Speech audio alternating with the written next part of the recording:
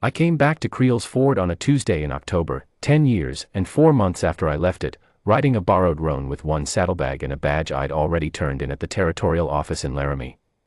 The town had grown some. New livery on the south end, a second dry goods beside the feed store, a hotel with a painted sign where the old tent saloon used to be. I didn't stop to look. I rode straight through and kept going another 2 miles out along the Red Rock Flat until the homestead came up on my left through the dust. The fence line was repaired. That stopped me. When I'd left, the north rail was down in 3 places and the post at the gate leaned like a tired old man. Somebody had set new cedar posts, strung fresh wire, painted the gate white. The house itself looked the same weathered gray siding, same narrow porch, same 2 windows facing the road like a pair of tired eyes. But the fence line was repaired, and the kitchen garden behind the gate had been turned and mulched for winter, and there was smoke coming from the chimney. I sat on that roan for a long moment. I did not know what I'd expected. Maybe an empty lot. Maybe a stranger's face at the window. What I had not expected was evidence that someone had been here all along, working, tending, holding the place together with no reason I'd given her to do it. I tied the roan at the gate and walked up. My boots on the porch boards made the same sound they always had, a hollow knock, slightly loose on the left side where the third plank had never been pegged down right. I had meant to fix it the spring I left. I made a note of it now. Clara Moss opened the door before I knocked. She must have heard the hooves. She stood in the doorframe with a dish towel over her shoulder and the evening light at her back, and she looked at me the way you look at a thing you've rehearsed seeing so many times in your head that the real version almost doesn't surprise you.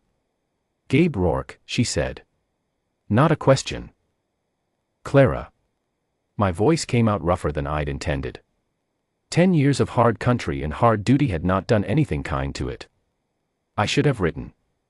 "You did right," she said. "Come in." I came in.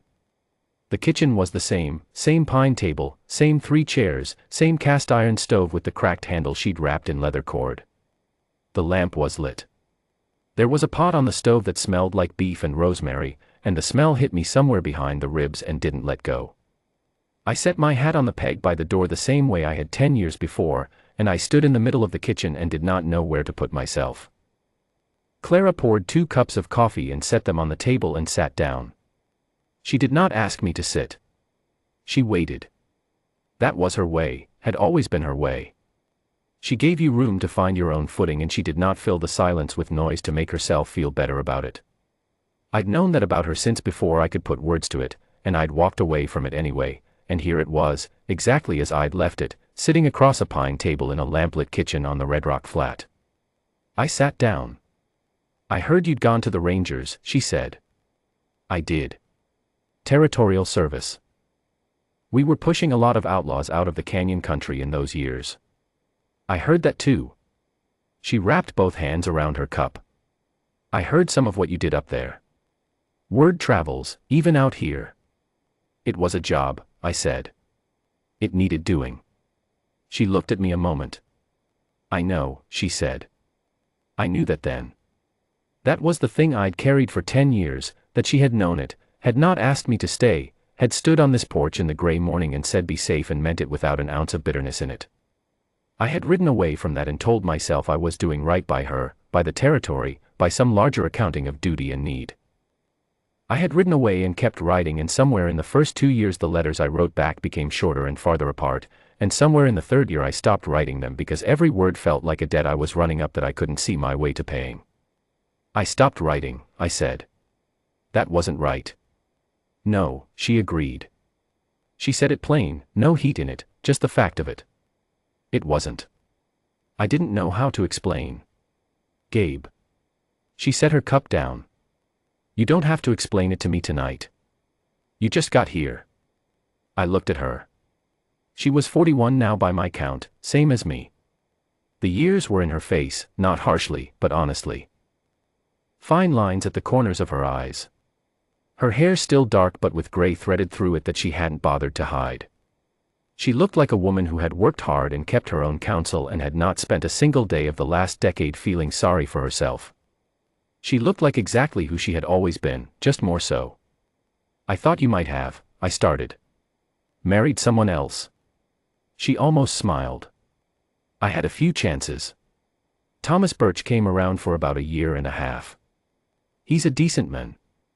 Has a wheat spread south of the Arroyo. What happened? I didn't want a decent man with a wheat spread, she said. I knew that well enough after a while. The stove ticked. Outside, the wind came across the red rock flat and the house answered it the same low way it always had, a kind of settling groan that wasn't distress, just the sound of a thing that had stood long enough to know its own weight. I looked around the room again and noticed the shelf beside the door, new boards, fitted clean, holding a row of books and a small tin lantern and a dried sprig of sage tied with twine.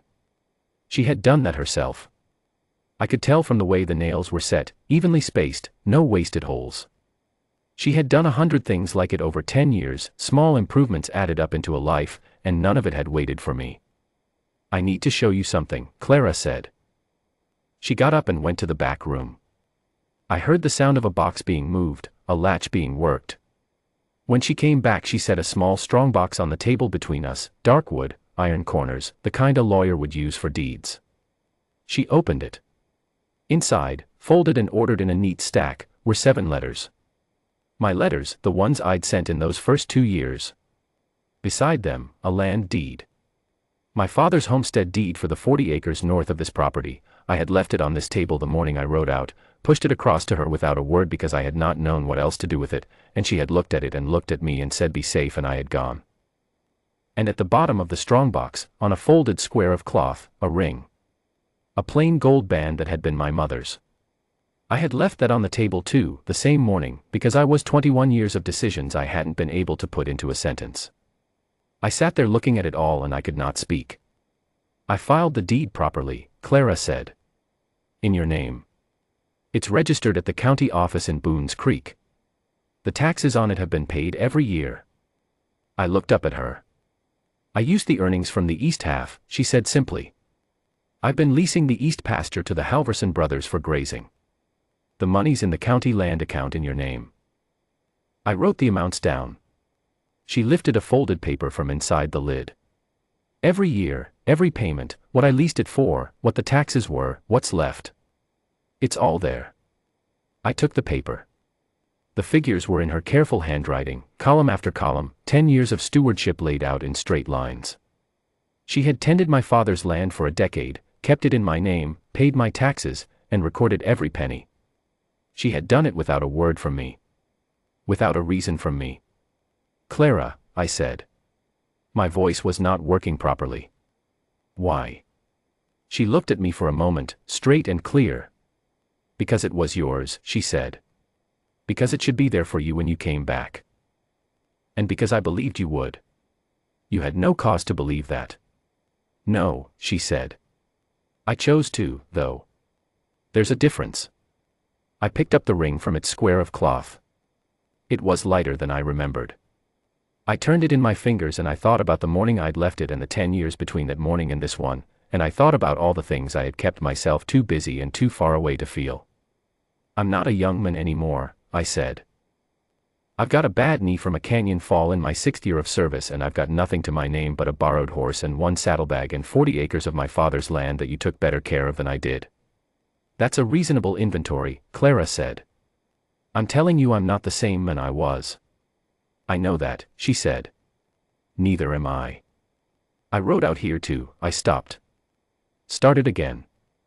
I don't know exactly what I came to say. I knew I owed you this in person. I knew that much. Clara folded her hands on the table. Gabe.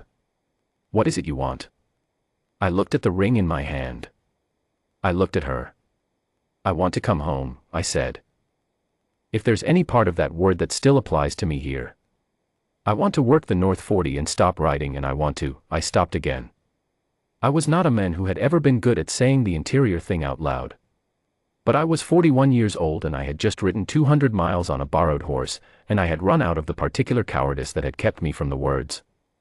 I want to stay, I said. If you'll let me. She sat with that for a moment. She did not rush it. She looked at the ring in my hand and she looked at my face and I let her look, because she had earned the right to take her time with this answer. You'll fix the south pasture fence, she said finally. It's been listing since August. I'll fix it tomorrow. And the third porch board, she said. It's been loose since before you left. I noticed that coming in. And you'll stop disappearing when things get hard. Yes. Gabe. She held out her hand, palm up, across the pine table. Put it on. I put the ring in her hand. Then, because I was not a fool twice, I took her hand in mine and I slid the ring onto her finger where it had been trying to belong for 20 years. She closed her hand around mine and held it on the table, and neither of us said anything for a while. The stove ticked. The wind came across the flat. The lamp burned steadily. Outside in the dark, the red rock flat stretched out to the hills the same way it always had, indifferent and enormous and somehow kind, the way the land out here is when you finally stop fighting it. I stayed for supper. The beef and rosemary tasted the way I had been remembering food for 10 years, not because it was extraordinary, but because it was warm and it was made and someone had thought to make it. After supper I went out and tended the roan and bedded him in the south stall alongside her bay mare, and I stood in the barn for a moment in the dark listening to the horses settle and thinking that this was the first evening in a decade I had not been tallying the next ride, the next mile, the next thing that needed handling somewhere else. There was nothing that needed handling somewhere else. There was only this. By spring we were married in Creel's Ford in front of the whole of what passed for a congregation in that country. Thomas Birch came, to his credit, and shook my hand like a man. The Halverson brothers came. The woman who ran the new hotel came with a cake she'd made at 4 in the morning. The circuit preacher said the words and Clara said hers and I said mine without flinching, which is the best I can say for myself. I fixed the south pasture fence the next day. And the porch board. And the one after that. And the one after that. That is how it is with the things that matter.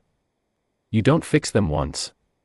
You just show up every morning and do the work, and after enough mornings the fence is solid and the gate swings clean and you begin to understand that coming home is not the moment you ride in.